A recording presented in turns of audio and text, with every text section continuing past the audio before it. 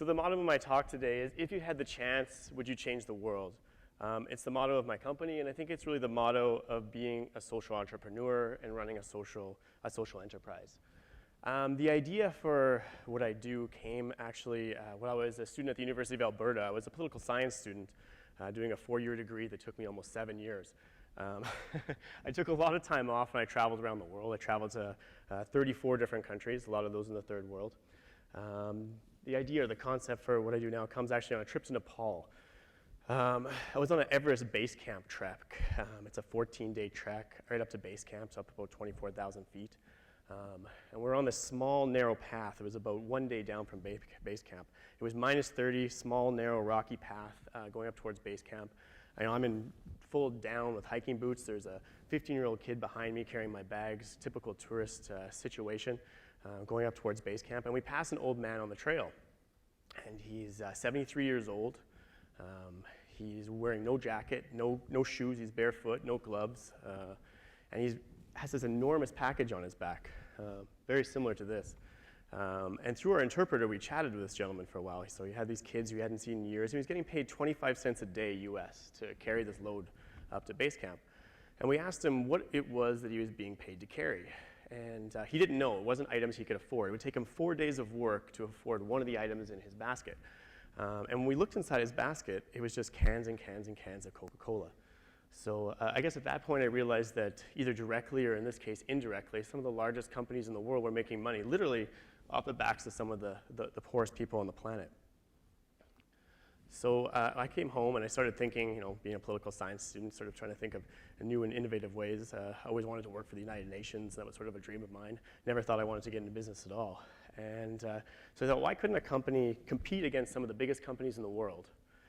Put out a great product, have a great culture behind their company, hire the best and the brightest, but at the end of the day, we would give everything that we made, all our profits, back to people who really needed it. And that's where the concept for Earth Group came from. So I came back to school and I started doing some research and realized that every 6 seconds, a person dies from lack of food or water or hunger-related diseases. So while we're here today, I'm going to be on stage for about around 15 to 18 minutes. That's 180 people will die just while I'm talking here today. That's almost twice the number of people sitting in this room right now, just from lack of food. So for those reasons, we like to think of our shareholders as every man, woman, and child living around the world without the basic elements that sustain human life, and that's food and clean water. It's the mandate of our company to give 100% of our net profits to fund water and food aid programs in places that need it the most. Now to do this, when we came up with this idea, we needed a partner to help us do this.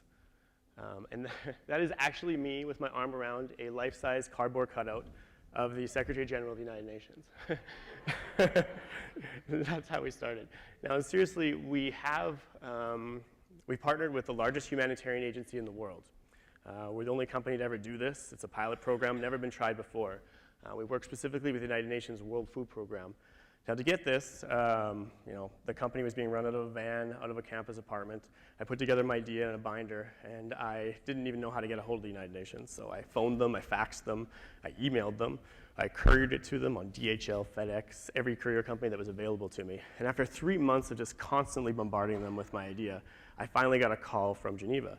They said, look, we'll give you 10 minutes if you stop calling us. And so I actually sold some more items, and I made the trip, and I got my 10 minutes.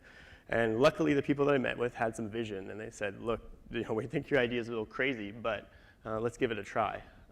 So we started working with them. So the WFP is the largest humanitarian agency in the world, they said. They feed more than 90 million people a year in 73 countries. The UN is the logistics lifeline of the United Nations. 30 ships, 70 aircraft, 5,000 trucks at any given time on the ground. They're the first to be there. They're the last to leave every time. It's an amazing, passionate organization. So in the beginning, there's the van. Sadly enough, I still have that van. As our little booth that we had on White Avenue in the first day during Fringe Festival, where we sold our bottles of water for $1, and we would give the money to the WFP.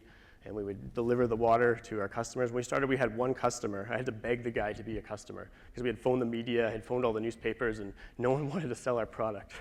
So I gave him some product, he put it up on the shelf, and the media came out, and day 2, the phone started ringing. We had 2 customers, then 4 customers, and then 10 customers, and we started to grow.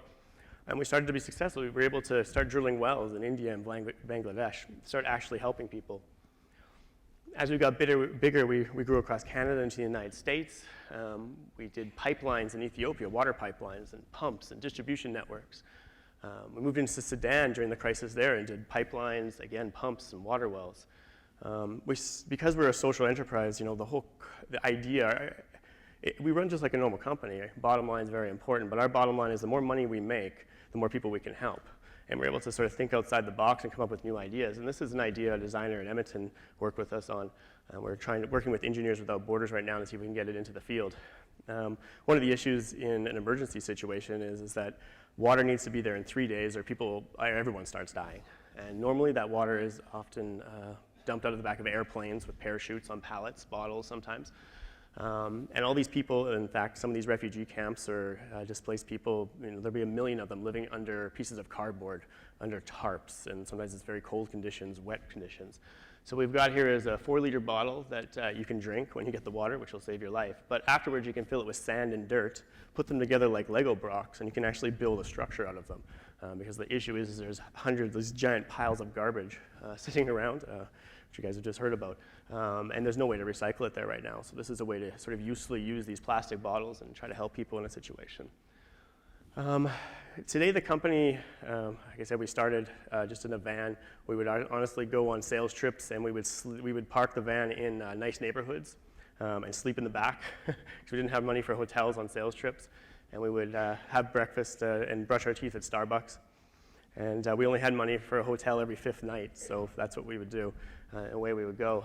Now we have offices in about 4 or 5 countries around the world, and we're doing projects all over the place. We just did 320,000 kids we fed in Haiti during the earthquake there. On Thursday, we just fed 200,000 kids in the Horn of Africa. And our goal this year is to feed 1 million children. Social enterprise. I think it's basically the business plan of the future. Right now, the world's getting a little bit worse right now with everything that's going on, and countries don't have the money to give anymore. So there's actually less and less funds available to help these people. The UN has said time and time again, this type of model, it could be the future of the UN and what they do. To give you an idea, Europeans spent $11 billion last year on ice cream. It would only take $3.2 billion to feed the 66 million school children at risk today. So if companies like Nestle or Toyota or think of any number of large corporations worked on the same business model that we do, we could essentially solve the world's hunger and water crisis in a matter of years. I guess the model that we work with is the best way to predict the future is to invent it, and we hope that's what we've done and as we grow. Thank you for having me out.